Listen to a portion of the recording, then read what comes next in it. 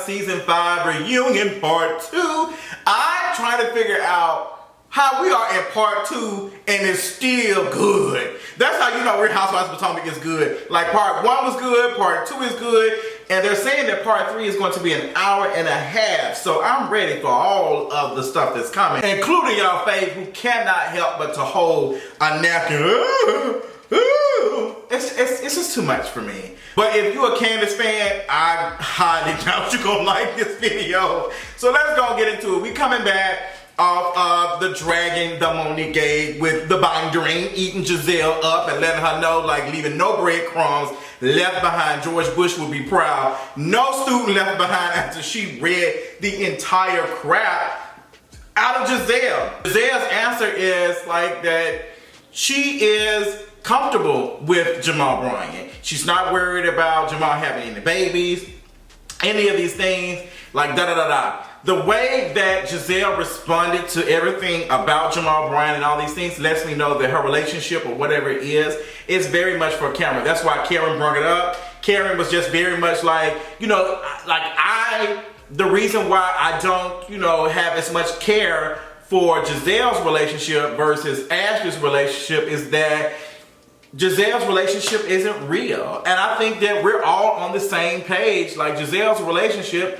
is not real. It just doesn't seem authentic. It doesn't seem realistic. Jamal Bryant has now responded and said that he, after the whole conversation about him and his infidelity or whatever, he will not be on Real Housewives of Potomac ever again in the future of the franchise or whatever. He will not be. So, Gizelle, is Jamal coming? So if he's not coming, he's not there at all, what storyline is Gizelle gonna have? Let's talk about it. But Gizelle says she's fine. She's okay with, you know, whatever state of relationship she is in with Jamal Bryant. But we all know the true tea, and the girls know it too, so we ain't gonna be stupid to the bull crap. So we get on Ashley, and I'm about to go in on it. So we get into Ashley and her marriage to Micheal. And it feels kind of bad a little bit for asking all these questions, why she's pregnant and all these things. And, you know, Micheal has been, like, this is like the second picture or whatever that we've seen or whatever of Micheal, you know, cheating or doing whatever, caught, you know, with his pants down while he's supposed to be being, you know, in a committed marriage with Ashley. And Ashley reveals that she has had her own indiscretions and stuff that she, you know, she done cheated, she done did some stuff in the past. And the way Ashley was talking, it just seems like they're in an open relationship. Like, this is very much transactional. Like, that's all I'm getting from it. Marriage is a transaction, honestly. It's a lot about transaction. So I feel like, but this is on another level. Like, Ashley is not in love with this man. I don't see it. You know what? She could be in love with this man. But love is different for everybody. It's transactional. Both of them were doing whatever. And they live their best life. And Ashley said, you know, if Micheal is caught cheating again, that there will be, you know, consequences. She's going to end it. She won't. I don't believe that. I don't believe that at all. Now, I'm going to talk about Micheal because an old clip comes up of Micheal grabbing a producer from season 1. And the producer who was grabbed revealed that it was not consensual and that he was, like, mortified by it. That's the word that Andy used to describe what he said. What the producer said is that he was mortified by it. Ashley's response is, well, he calls my husband daddy in a non-sexual way and this and that, da-da-da, so I don't understand. And my whole thing is, it wasn't consensual. It does not matter if me and you are playful or whatever with our words, or don't matter anything. The moment you put your hands on me and I don't consent to that, it's not consensual. So me and you joking doesn't, like, I can talk about how pretty you are and how I'm attracted to you and all these things, but if I come onto you and grab you and kiss you without your consent, that's not right. That's not right. At this point, given Michael's history, Micheal needs to be fired from the show. Micheal does not need to be on the show ever again. Had this been a black man who did this to a woman or a man, not only would the man have been fired, but the wife would have been fired and reprimanded too. So at this point, I think it needs to be some reprimand on both of them, to be honest. That's the only way to like really, I really, and the fact that Ashley was like, well, that y'all fired Phaedra, rightfully so, for the whole rumor about the rape thing, which I can and the drug thing, definitely understandable. Then y'all also reprimanded Nene Leakes when she pulled the producer out of her closet and whatever, which should have happened. Ashley and her husband need to be reprimanded too. That man, not only has he done it one time, then he was questioned about it, he lied about it. So he's done it multiple times. He needs to be reprimanded. Y'all can't be out here talking about, y'all don't condone this and that, and then y'all let some folks do it. If y'all don't, it needs to be equal across the board, because I'm pretty sure Candace, her tears are going to have an effect on Monique possibly not coming back for next season or being reprimanded. She will not be holding a champagne glass next season. I can guarantee you that, because Bravo is going to definitely make an example out of her. So while y'all make an example out of Monique, you need to be making an example out of that white man that touched a couple of people on the butt and has been very explicit. And really honestly has an alcohol problem, because every time he's drunk, you can see his face falling apart. Like, I don't really get it. Like, in the way the season finale, when he was talking, the way he was talking, Michael needs to be reprimanded. I am just not feeling that at all. And the fact that, like, y'all, we just laughing about that. And I'm not understanding why Ashley thought it was important for her to say that her husband is only attracted to women. Who gives a damn? Ain't nobody on this show interested in being interested in no way, shape, or form in no damn Michael. Girl, none of us. If anything, we want the pockets like you do too. Okay, we do not find Michael pleasing at all. Like, we don't. Girl, if we were, like, no. There is no way we are interested in the Hobbit, okay, girl? Like, your man looks like the Hobbit, like, get a test. I didn't like what Candace said there, but it was, take a test. The way Candace said that, she still needs to be popped. We're going to get into that. But I didn't get why Ash was saying he's only attracted to women. I was so confused about that. But moving on, we get to Karen and her marriage. What's going on in Karen's world with Ray? And I'm glad we got into the conversation of the layers of Karen, and that Karen felt more comfortable revealing her true form after the passing of her mother and father. She felt like she couldn't do certain things. So it's just like, while Karen is out here dragging Gizelle for not being real, Karen, you were not being real. You were not being your authentic self. And even Ashley brought it up, and like the conversation that Ashley has with Karen offline are different from what we see on the show, which is telling. I'm glad that Andy called bull crap and was like, girl, we've asked you about the tax issues. Do you live in Florida where the money is? For Karen to say that on the season 1 that her husband is the Black Bill Gates, that means that your husband got billions of dollars. Not no million, not no couple of million. Billions of dollars. And to find out that he's pressed about you getting a couple of $100,000 from the show is very telling. It's very telling, baby. Matter of fact, I screamed when Monique responded to the question about how do y'all men feel about, like, y'all getting more independence from the show and da-da-da-da. And Monique said, girl, Chris ain't impressed by that. Like, girl, that's pocket change. Baby, I scream. Monique, once again, letting it be known that she is coined up. Like Chris, well, Chris is coined up, so she's coined up. She's like, girl, Chris ain't impressed about that. She's just, Chris is like reinvesting, and I can do whatever I want in their trash business, not for lazy moms. I think that is the stupidest name ever. Not for lazy moms. I just think that whole name is stupid. I don't like it at all. I just not for lazy moms. Like, girl, what I don't know if I would be. I don't know. She didn't think that through, and this lets me know, like, folks who be having the most money, be really not knowing how to. They be having the money to be able to do all these stupid things with somebody with good ideas don't have access to the resources and stuff like Monique to be able to do some stuff. Girl, it's interesting. So, going back to Karen and Ray. Karen and Ray's marriage comes up. What's happening? Because Karen had been quoted and saying that she didn't like Ray's penis.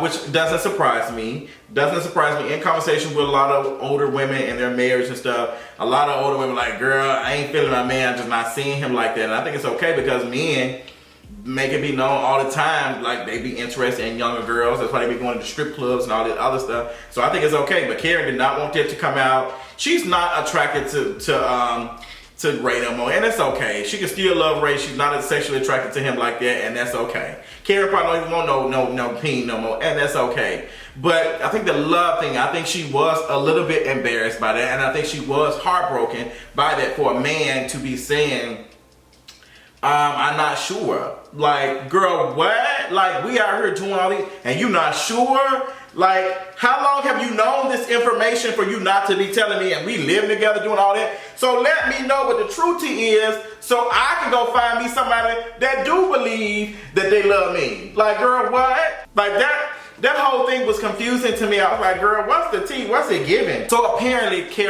drunk Karen is more fun, which doesn't surprise me.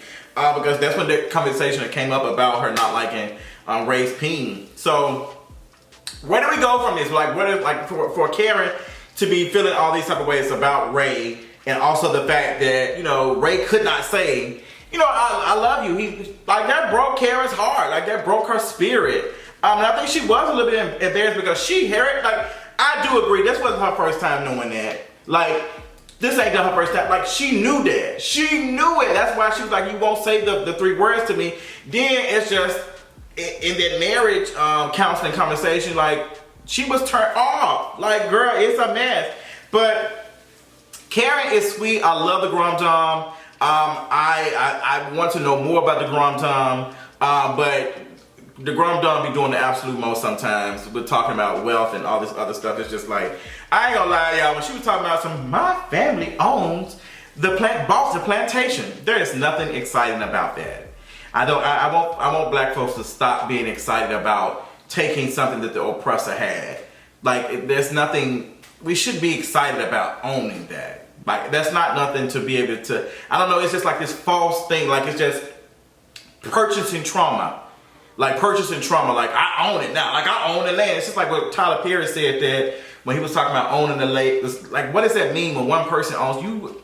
You're not doing the same thing initially, but you are participating in the same stuff because you got a whole, like, you might not be running a plantation and all that over there, Tyler Perry, or whatever you bought, but you out there working the hell out of them folks like a damn plantation because you don't let them folks even do no unions over there. So it's like, I'm not praising that. Feel how you want to, but that's just my politics. I'm not praising not owning no damn plantation. Like, I own a plantation. What? So the conversation comes up about T'Challa the bird, and he done went and he came back and da da da da. Monique was going through it, girl. Monique was going through it, and it's funny because Robin is me. I like Robin. I wish she would let Gizelle go, but I like Robin a lot because me and Robin, if there's one person that I relate to, it is Robin a little bit. Robin, when she was like, I guarantee you, when Monique was crying and whatever about that bird, I guarantee you that Robin was like, this bitch is really crying about a damn bird. Like, girl, is she really serious about this? And I can see that being Robin. Like, is it really serious about a bird? That's why Andy asked her, because you know how them folks be. You know how them colonizers be about about owning something. Like, that's her dog. That was her one and only dog. Like, I'm one of them folks. It's a dog, girl. It's a bird. It's a dog. I don't know. I'm an asshole. Just like, I can see Robin just being like, girl, she's serious. The question gets asked, how did Monique feel about Chris doing an impersonation of Monique giving head? I didn't see that. I'm gonna have to go back and watch it, honestly, now that I think about it. I want to see how it went. But apparently it made some folks feel uncomfortable or whatever because somebody asked a question about it. And Candace said, girl, it was disgusting and it was da-da-da-da-da. Like, Candace just be doing the most. Like, you ever seen somebody that's clearly like they don't like them, but they make it their point to constantly remind you that they don't like them? Like, constantly. And it's just like, okay, girl, we get it. We get it, Candace. We get that you don't like Monique like that. And that's why it's hard for me to take these tears that you got from Ariana Grande's album. Like, that's why it's hard for me to take you serious. Because, sis, it seems like everything that you're doing is trying to get at Monique. Like, you want it to be known that Monique is trash. Like, you just want to come at her. And it's just like, you're doing so much to her that you're making yourself become even more unlikable. Like, Candace, I wanted to kind of like you and I wanted to kind of support you, but honestly, this part 2, this reunion and this crying and all this stuff, like, I can understand the trauma and stuff you experienced with the whole situation, the whole thing when Monique tapping you. But girl, you act like you did not do anything. Like, you act like you did nothing. Like, you act like you did nothing. But Monique, girl, you had me screaming when she said, girl, your man here compared you being bipolar to a light switch. So, girl, bye. Monique be dragging. Monique be having them quick reads. The way she just shuts Candace down, I love it. But Candace did have a response and said, girl, your man basically called you a concubine. Girl, and you was a concubine for your mama too, Candace. So, girl, that's what we're going to read out I gave you while you and your husband, you and your broke ass husband finally bought y'all own house. So, back on Candace. I have to talk about Candace. I wanted to like Candace. I really did. I felt a little bad for her when she got popped. What I did not like is that Candace, I feel like she is a white woman. And I talked about this in my Patreon video. So go subscribe to me on Patreon. Candace really thinks she's a white woman. She's a pageant girl. And who else got their ass popped who was also a pageant girl? Kenya Moore. Both of these women, both of these black women have done things to the castmate that popped him. And we all know it. We all know that Kenya most definitely provoked Portia. Candace most definitely provoked Monique. Like, you can even see the footage that they released, and what pissed me off is that everybody was coming at Monique and saying that this didn't happen, and then Bravo was showing the damn clips. Like, even Andy was saying that didn't happen, and I'm like, how the heck you the damn host of the damn reunion and you didn't even know the shit happening? And we seeing it. We see it.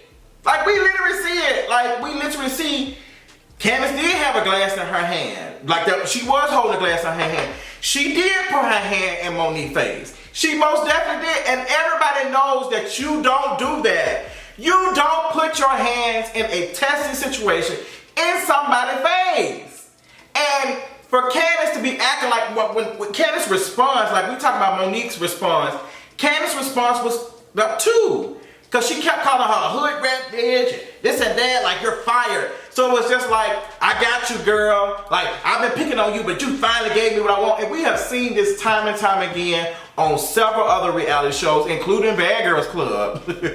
We have seen folks provoke them, and then they finally get popped. It's like, see, you're gone. So that's the ultimate thing. It's like, Candace felt like she had won. She's fired. She's gone. So for Monique to be still sitting on this couch, unfazed about being fired, unfazed about being reprimanded, bothers Candace, because Candace can't afford to be let go from this show, and she knows it, because don't nobody know who Candace is. Ain't nobody, how long the heart may breathe, I know. Ain't nobody listening to that damn song. Ain't nobody listening to the remix. Don't nobody care about you like that, Candace, and you are an evil, foul-ass person. You're the same individual who has been on several videos on Instagram making fun of folks. You made fun of that blogger who died. You wished death upon him. You have said other ugly, foul stuff. Like, vile stuff. You said so many things. It's just like, it makes you an unlikable person. So I don't care about you getting popped.